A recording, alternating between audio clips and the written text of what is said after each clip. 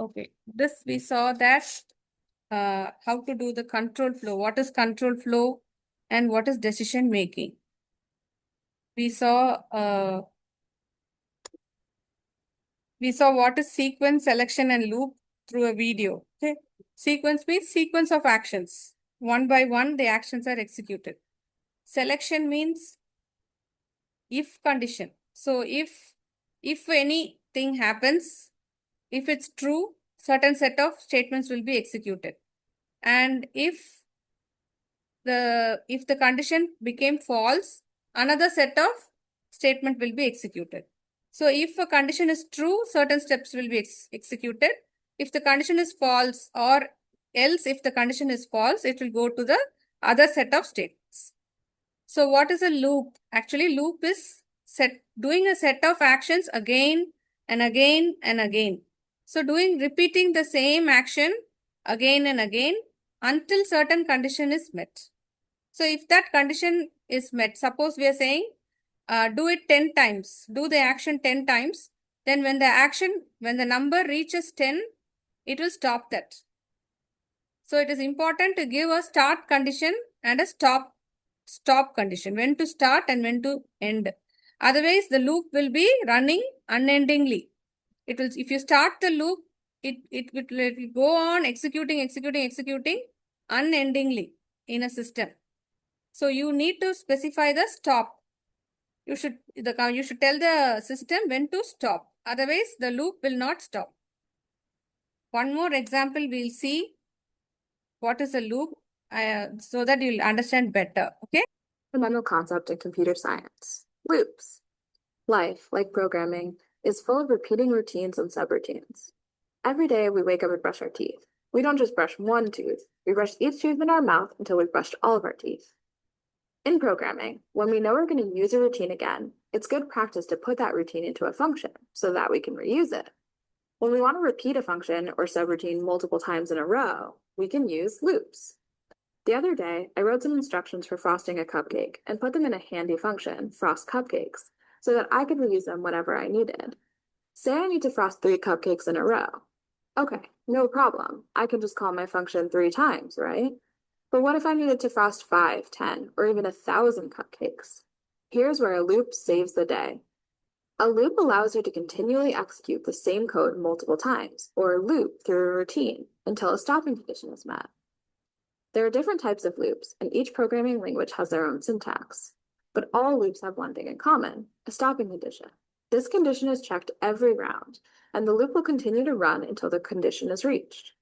If our goal was to frost 4 cupcakes, the loop stopping condition would specify to continue to frost cupcakes until 4 cupcakes have been frosted. So our loop would run frost cupcakes 4 times, giving us 4 fully frosted cupcakes. Loops allow us to tell the computer where to start and provide a condition upon which to stop, all in a few easy-to-read lines of code, which is super sweet. Yeah, that's all. So I hope you understood what is a loop. It's a routine set of actions which happens again and again, and you have to specify the start and stop value.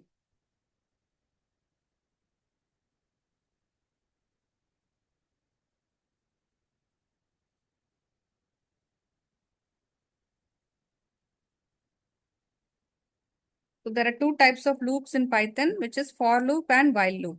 Let us see one by one. So you can see the control flow diagram here. So in the right side, there is a white color figure with, this is called control flow diagram in computers, logical diagram or logical flow diagram. Start condition, start, you have to start, and the condition, decision box. This is a diamond shaped box is called decision box. If the condition is true, then left side S. So what set of steps I have to do? I have to write in the S block. And if the condition is false, what set of actions I need to do? That I have to write in the no block. And if both the conditions are, if condition age is greater than 18, print you are an adult. So here the age is 16. So this condition is not met. So 16 is less than 18. So it will go to the else part. The control flow will go to the else part and it will print you are a minor. Okay. So nested if statements. Nested if. Nested if is if inside another if. So that is called nested if. See here. Age greater than 18 is one if. And inside that I am writing another if condition. So this if condition is to check whether he is a citizen or not. So there are two if condition. If this condition is met, it will go to this part. Otherwise, it will jump to else part and come here. So you can see here age equal to 25, citizen equal to true I have set. So 25 is greater than 18. So it will come inside. It is true now. So it will come inside. It will check if citizen, meaning it's already set to true. So he is age 25 and he is a citizen. So both the conditions are met. So if condition here is also true. So it will go inside and write eligible to vote. That person is eligible to vote. Suppose if he is not a citizen, suppose we set as false, then he is not a citizen, again he cannot vote. So in this is a nested if condition. Suppose if age is less than 18, suppose the age I am entering as 16 here. So what will come? It will come here, check the condition here. First condition itself is false. So what it will go? The control flow will go directly to the else part. It will not go inside. It will directly jump to the else part and print you are too young to vote. Okay, this is how the control flow will happen. So if statements and L if nothing but short form of else if. Okay, else if is called as L if. So here I am having a mark system. So if the mark is less than 30, he has failed. Else L if mark is greater than 75, he has passed with distinction. Okay, else part. If it's not less than 30 and if it's not greater than 75, suppose he got the mark 60. So the result will be passed. It is not meeting both the conditions here.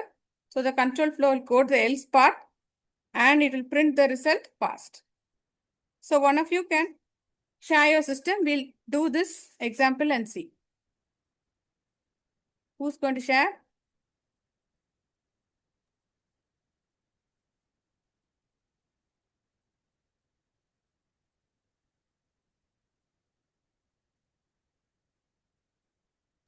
I can share. Okay. Hello? Yeah, you can share, Satvika.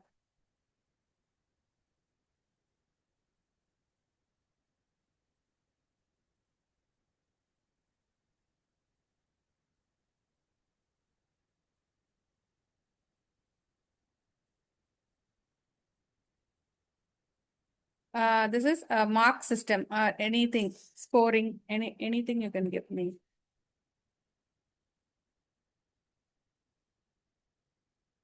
Give any mark equal to, or you can input the mark equal to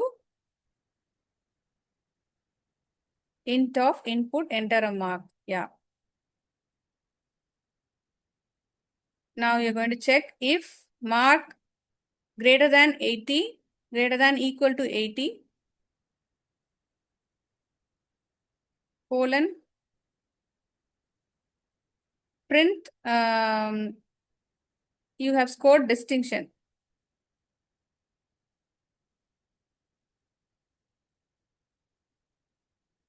Okay, now indentation. So come to the left part again. Yeah, there you have to give L if. L if is short form of else if, right? L if mark is, what to say? Mark is less than 30, colon, print, you have failed.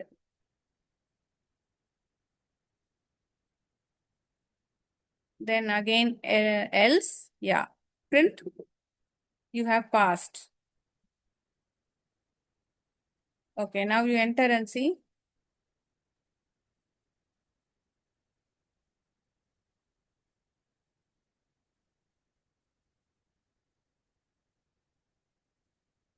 Yeah, so both the conditions she has entered 40. Now she's entering 90.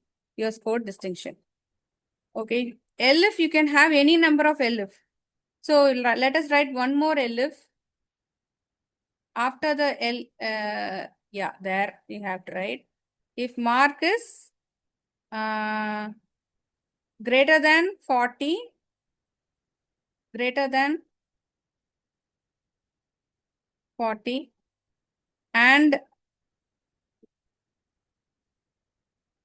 mark less than 60, then print average score.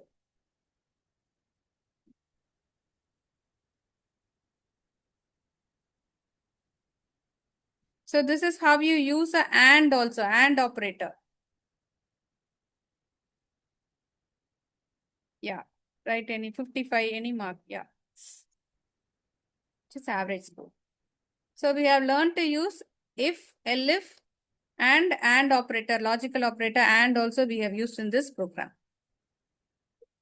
So please note down this program and everybody can try this program so that you understand if condition, else, elif, and else, and also doing the logical operations. Thanks, Satvika.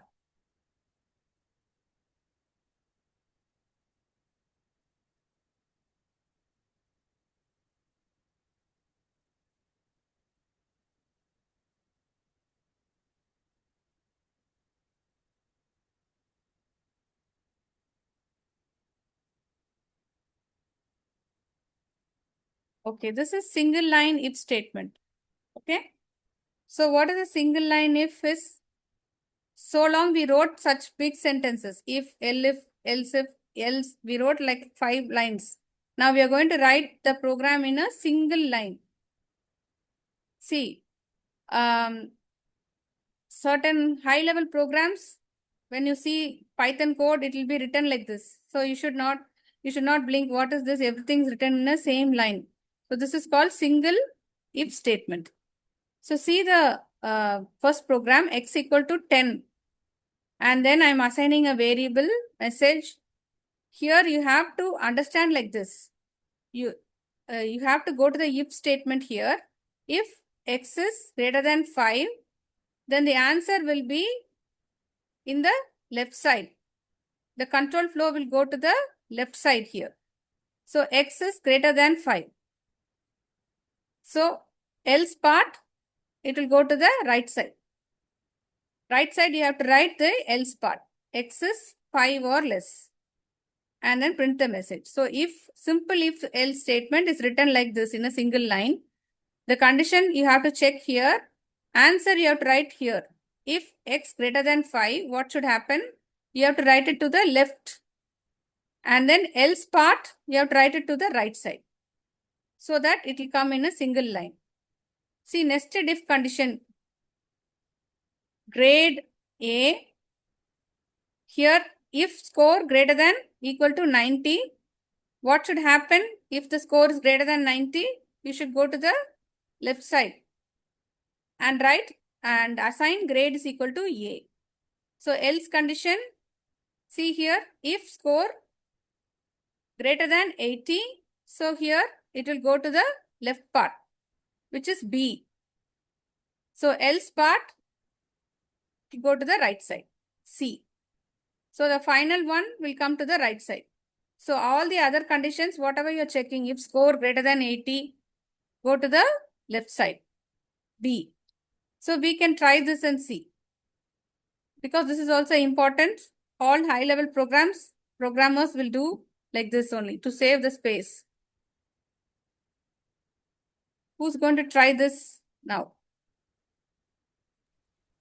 I can do it. Yeah.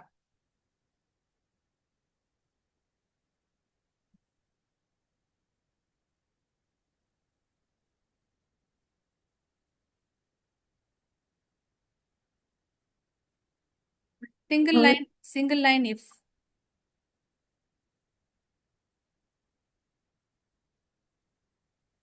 Yeah, write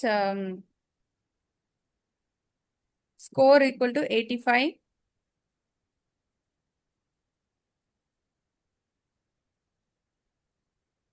Grade equal to.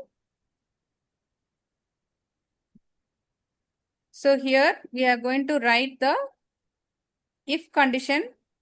Give a space. Write if score greater than equal to 85. So the else part we are going to write it in the left side. So before the if you have to write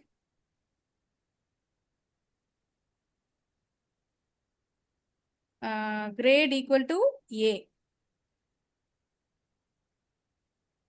You have already written grade equal to. So we write A, capital A, and yeah, in double quotes and give a space. So the if condition, if score greater than 85, you're going to keep the condition as, you're going to give the result as grade equal to A, which is left side. Now else part, yeah, B, double quotes B, give a space. Now this condition is if score is greater than 60, greater than equal to 60, yeah, anything. So if the score is greater than and equal to 60, sorry, less than and equal to 60.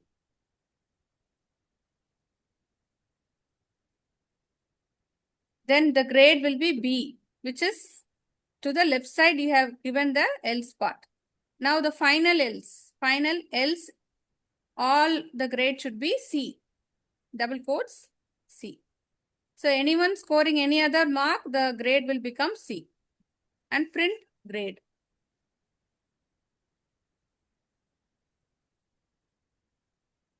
So now the score is 85. So it is telling us A.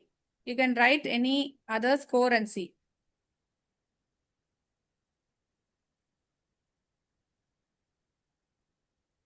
Yeah. Wait, how do you get C then? Yeah, that is wrong. So less than equal to it should not be. It should be greater than equal to, the score is greater than 60 and greater than equal to 60.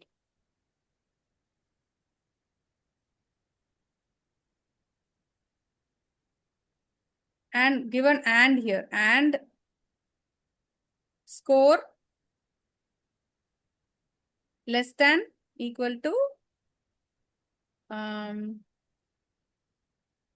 score is the first condition should be score greater than equal to 40 and score greater than equal to 60.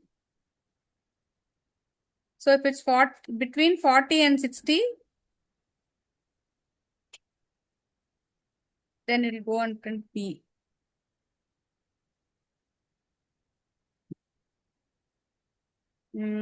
Give 70. Oh, 70 score is C. So 70 is not C actually. If it's less than 30 only, it's just a C, right? So what is the condition for B?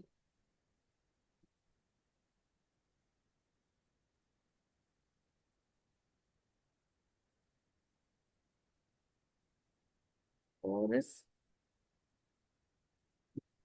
just keep, do not want this and condition. Just keep score greater than 60, greater than equal to 60.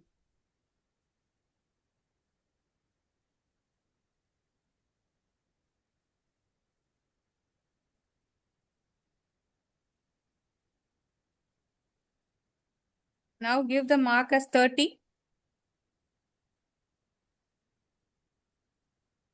Yeah, now the program is correct. Okay, so this understanding is very good for you. Thank you. I have a question. Yes. At the end of like the single line if statement, do we not need to put a colon? Yeah, I did not put a colon here. So there is no colon in a single line if statement. Correct, Manasvi. Correct, Satvika. Sorry.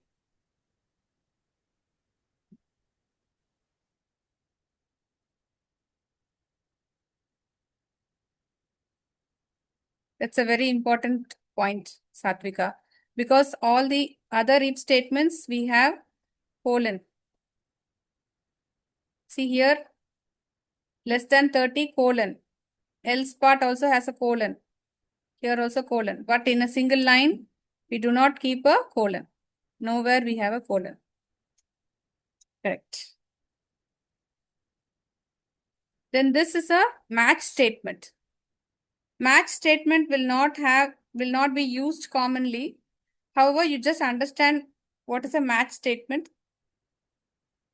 I'll teach you what is this def check vowel. It's a function, okay? So we have not yet covered that part. See this part alone. Match any value that is entered. Okay, you're going to check whether it's a vowel or a consonant.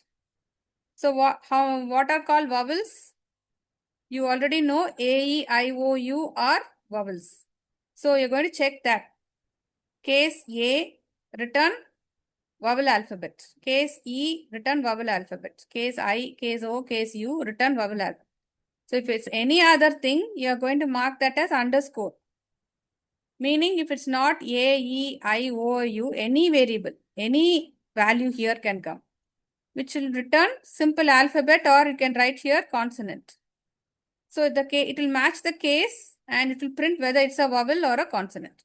So it's a simple match and case statement. So this also you can use, but it's not very rarely used in Python program. Then this one for operator, for range, for loops. It's very important for loops so that you understand the loops. Okay. So as you already know, for a loop, you have to give the start and the stop. So you see here for I in range, this is syntax. This is how you should write the for loop. For I in range, give the start value. I'm going to start the loop with 1. Always the stop value will be 1 minus. Stop value is 4 minus 1. So if you want the loop to run 3 times, you have to give the stop condition as 4. Because always the stop will by itself minus 1 and stop that value. So you have to give 1 more than the value. So you must have studied in math, n is equal to n plus 1. Similarly, you have to give 1 more than the value for this loop. So if you want to stop it with 3, you have to give the value as 4. If you want to stop the condition with, if you want the loop to run 10 times, what is the value you have to give here for the stop? If you want the loop to run 10 times, what is the value you will give? 11. Yes, right. So 11 you will give as the stop value because it will take 11 minus 1, 10. So it will take the stop, it will stop it at 10 times when it runs, it will stop the value at 10. This is the starting point. I'm going to start the loop with 1. And this is the stop point, which I'm going to give 1 more than the value I want to end. Because the system will calculate it as 1 minus it will take. So there is also an increment value, which is not given here. 1, 4, it's not given. If nothing is given, it will take the increment value as default as 1. Default is what you call default when you use a default. Default will be used when you don't specify anything. When you don't tell the computer what to do, it will assign by itself. Python for this range operator alone, it will assign the increment value as 1. So it will go on incrementing 1 by 1. See the output here. The starting value is 1. So it is printing 1. And the default increment, since I have not given any increment operator here, increment value here. So it will take default as 1. So 1 plus 1, 2. 2 plus 1, 3. 3 plus 1, 4. So when it sees this 4, when it reaches 4, it won't print because the stop value is 4. It will stop the loop. So you get an idea how the range operator works. Okay, for loop, you can do it with list. You can do it for the string and you can do it with numbers. So let us see, for a string, it's very easy. See here, I am having a list. I am having ONE1, TWO2, 3HRE. I just want to print it like this. So what should I do? I should loop inside this loop, inside this list. So for loop, for x in, this is the syntax. X will be nothing but the assigned value here. For x in words, why this is given as words? Because that is the list name, variable name. Words is equal to ONE1 TWO2. So I am giving here, loop it inside this variable. So here I am giving for x in words, print x. So it will print 1, ONE1. Control will go to the second item in the list. It will print 2. Control will go to the third item in the list and it will print 3. So the output will be like this. 1, 2 and 3. This is simple for a list. It's easy. See, for a number, you have to specify the start and stop value. And you have to give here range operator. Here there is no range and all. Just we are giving the variable name directly we are giving here. We are not passing the range and all. So for I in range 1, 4, print iteration. This is called it. One loop is called one iteration. Second loop is called second iteration. Okay. So it will print the I value. I value will be the start, from the start. So from the start, I value is 1. And then default, it will increment by 1. So 1 plus 1, it will become 2. So second time the loop will come and print 2. So 2 plus 1. Third time the loop will come and print 3. And then 3 plus 1, it will stop because the stop value I have given as 4. So this is a simple operation here. See here the step operator. So I am giving the increment as 2. Here I am not given start and stop, only I am giving here in the second program. Start value is 1, stop value is 4. See, in the third program I am giving start value, stop value and step value. Step value is nothing but increment. I am giving the increment to 2. So what will happen? If I start from 1, I have to increment with 2, 2. So 1 plus 2, 3. 3 plus 2, 5. 5 plus 2, 7. 7 plus 2, 9. And when it reaches 10, it will stop. So I think you understand this. One of you should share your screen and let us run this program and see. With this, the class will be over. Who's going to share? I can do it. Okay.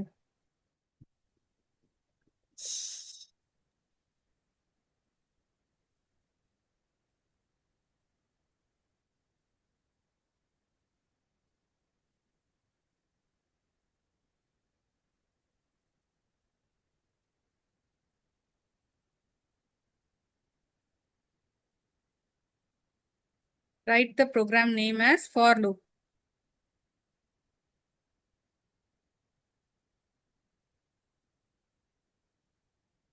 Yeah, now let us write a simple list program and see. Write fruits equal to, yeah, apple, banana, orange. Yeah, you can keep the same. And then press enter and write for x in fruits, colon, then hit an enter and write print x.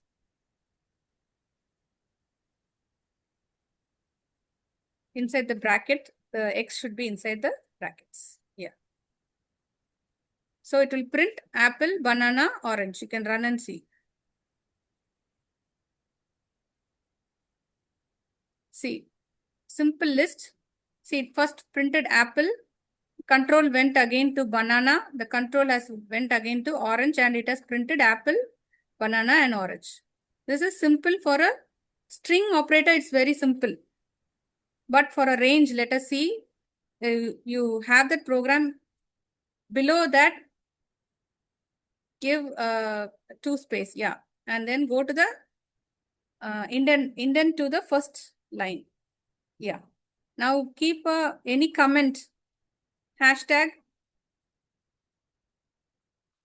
and write for loop. For, range operator. Range. Yeah. Range operator. Yeah. Now hit enter. Go to the indent to the first line. Oh, to the first line. Okay. I can't see the. Now it's correct. So now let us write a for I in range. For I in range. Open the bracket. Give a start value 1, 10. And then don't give the step operator. If you don't give, it is default 1. Okay. So go to the end and put a colon.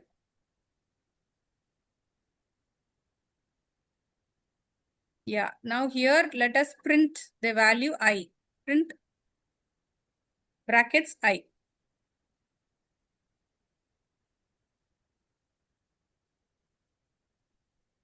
And after the 10, you have forgot to keep a colon.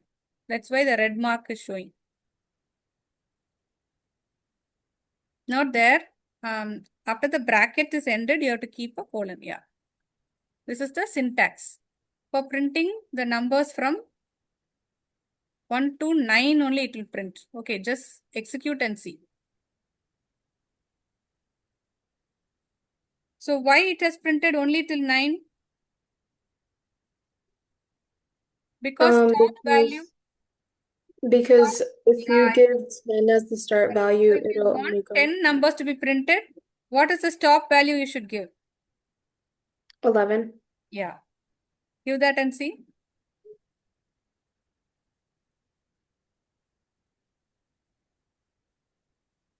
Yeah, Paka. Super. So now let us give an increment to comma 2. Now 2 by 2 it will increment. You can execute. See, 2 by 2 it has starting from 1. 1 plus 2, 3. 3 plus 2, 5. 5 plus 2, 7. 7 plus 2, 9. 9 plus 2 will become 11. But we have given the stop operator as 11. So it won't print that. If you want one more, you have to increase the stop value. So if you give the stop value to 13, maybe it will print 11. Okay, did you understand that? Why is it not printing the value? Because of the stop value, you have to adjust accordingly. So 2 by 2 we have printed. So you can try with 3. Increment the value to 3. Question. Yes, Manasvi. Can you like put the increment in decimals? Decimal numbers. You can try that. I have not done that. Try 2.5.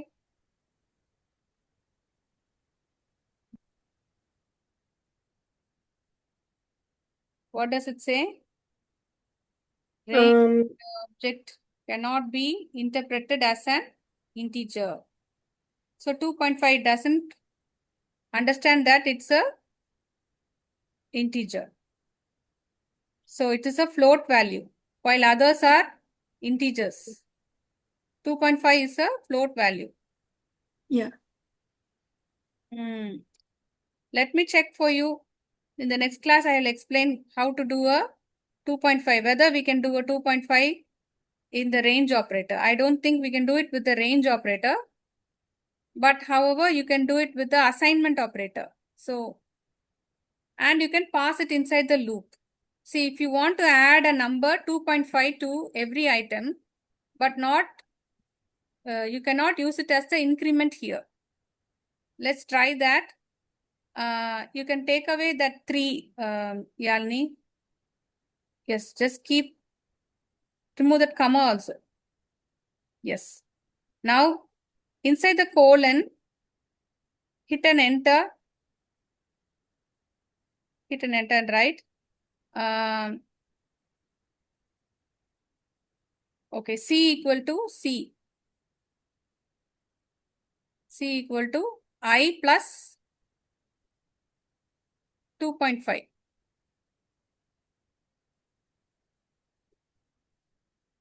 And print C. After, oh, Yeah, instead of I. instead of print I, you can write print C. Okay.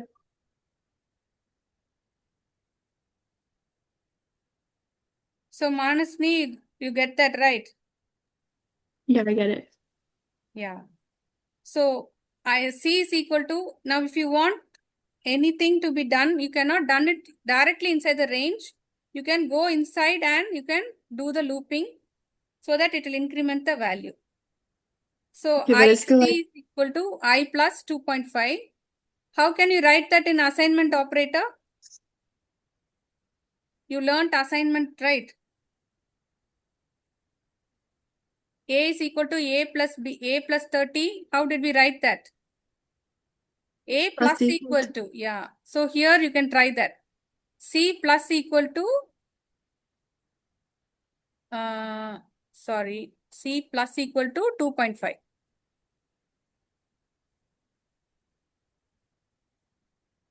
Do I put a space? Yes. After C, you need to give a space. What is showing the error as something in red color? Install import package. Okay. So wait a saying. Okay, give any other variable other than C. Okay. I think it's because we didn't define C before this. Declare x Yeah, equal to. Before this? Okay. Declare x equal to 0 or x equal to 1. Yeah.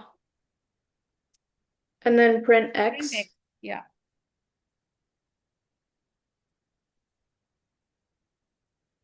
Very good. You are all thinking ahead and thinking great. So I hope you all understood this, right? Pragati, did you understand?